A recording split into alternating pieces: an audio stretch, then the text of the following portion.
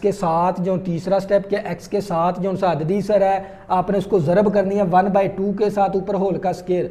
जो सी वैल्यू बचेगी वो दोनों तरफ आप लोगों ने क्या करवा देनी है, प्लस करवा देनी है।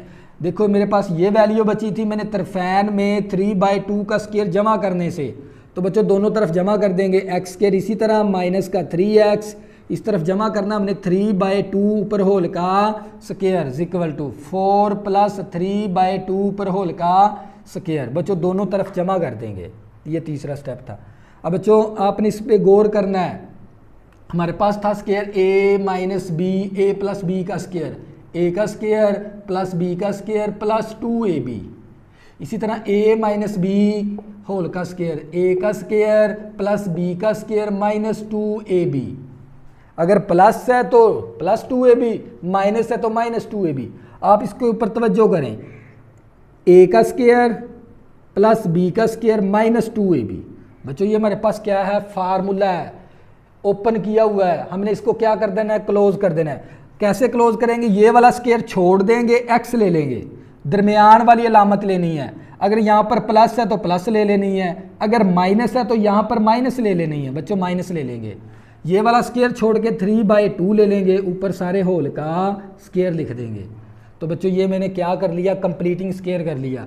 4 इसी तरह प्लस 3 का स्केयर 9 आ गया, 2 का स्केयर 4 आ गया।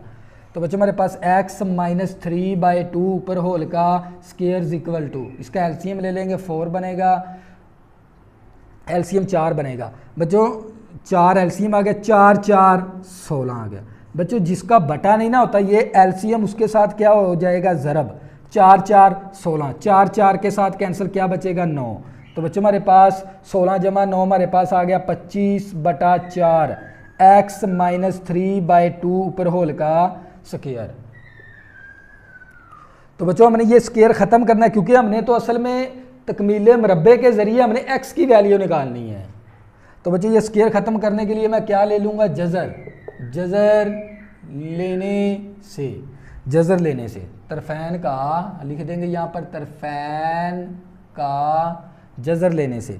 बच्चों x - 3/2 ऊपर होल का स्केयर ऊपर जज़र, और हमारे पास 25/4 ऊपर जज़र। बच्चों दोनों तरफ क्या ले लेंगे, जज़र ले लेंगे, मरबा जज़र कैंसल, x - 3/2 इक्वल टू 25 का जज़र आ जाएगा 5, 4 का जज़र आ जाएगा 2।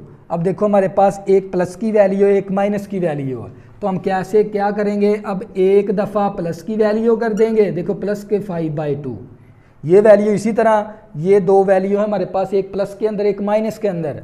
एक दफ़ा प्लस की वैल्यू और एक दफ़ा बच्चों किसकी कर देंगे, माइनस की वैल्यू। बच्चों ये एक दफ़ा प्लस की वैल्यू, ये एक दफ़ा माइनस, ये लेफ़्ट साइड इसी तरह।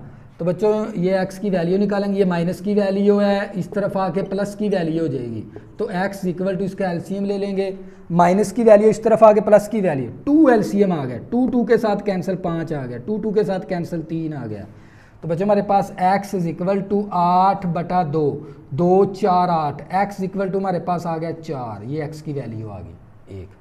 बच्चों ये माइनस की वैल्यू इस तरफ आगे किसकी हो जाएगी, प्लस की वैल्यू, माइनस का 5/2, ये माइनस की वैल्यू प्लस का 3/2, x इक्वल टू, इसका एलसीएम ले लें, कितना बनेगा हमारे पास 2, माइनस का 5, 2 2 के साथ कैंसिल 5 बच गया, प्लस 2 2 के साथ कैंसिल 3 आ गया।